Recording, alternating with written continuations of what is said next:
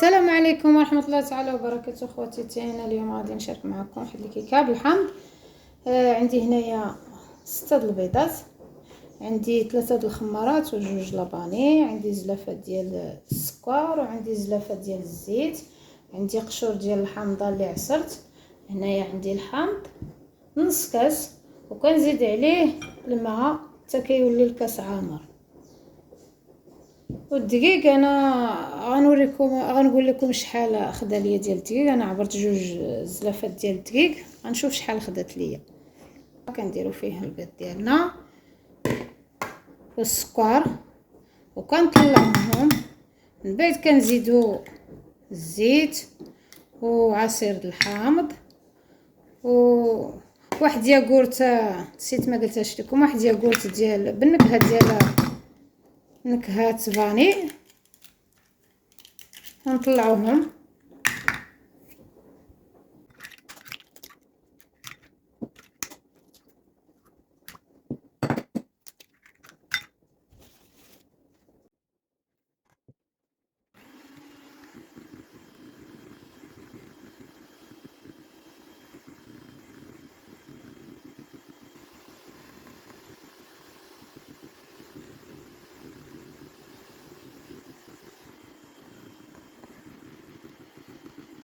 دابا غادي نزيدو ليه الدقيق. هنا قلت لكم عندي هنا جوج زلالف ديال الدقيق، غادي نشوف شحال غتاخد ليا من الدقيق.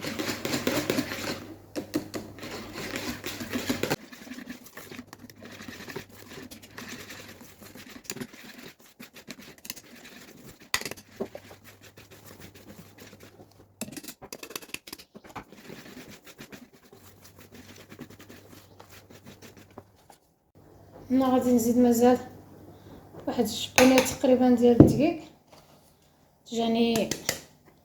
جات خاصها مازال شويه. ما غاديش ندير كلشي ديك الجبانيه، غادي غير ندير نشوف شحال غتاخد ليا. مازال ما درتش الخميره.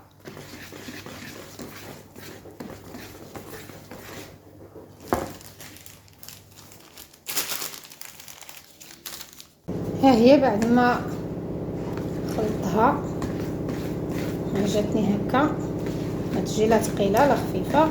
انا داك الدقيق اللي زدت ما زدتوش كله، ديك الجبانيه اللي قلت لكم في الاخر ما ديروهاش كلها. المهم نتوما على حسب الدقيق، كاين اللي كيشرب كاين اللي ما كيشرب كما كيقولوا، انا ما نعرف. المهم انا راه ما زدتش ليا، وعلى حسب ياغورت. اللي ما عندوش ياغورت يقدر يدير كاس الحليب، واللي ما عندوش الحليب ولا دانون ماشي ضروري يدير دانون ولا الحليب، يدير غير هذاك الحامض ويزيد ليه الماء. بركه.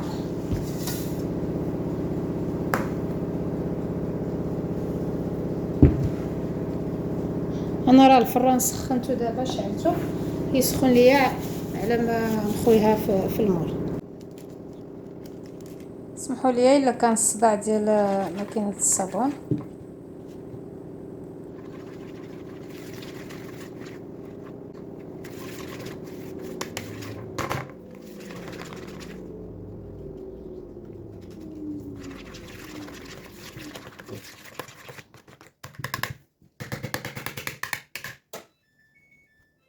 انا راه خليت شويه ودرت ليه هذاك الكاكاو باش غير نزوق بها الكيكه.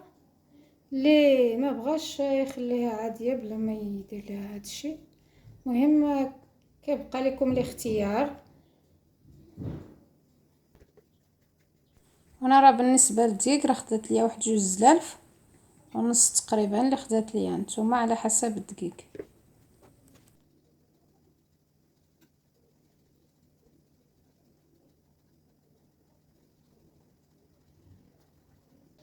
ها هي بعد ما درت لها داك الشكلاط نتوما ديروا فيها الطريقه اللي بغيتو. انا درت هكا غير عشوائيه، زوقتها جات بهذا المنظر. غنخشيها دابا في الفران اللي شعلت ليه، وغنقص ليها حتى 150 ونشير غير لتحت.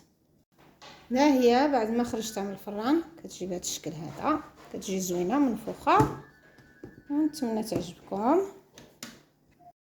وشكرا على المتابعه ديالكم. والى عجبكم الفيديو شاركوه مع العائله واصدقاء ودعمونا بلي لايك ديالكم والتعليقات ديالكم، ونتلاقاو في الفيديو الجاي ان شاء الله.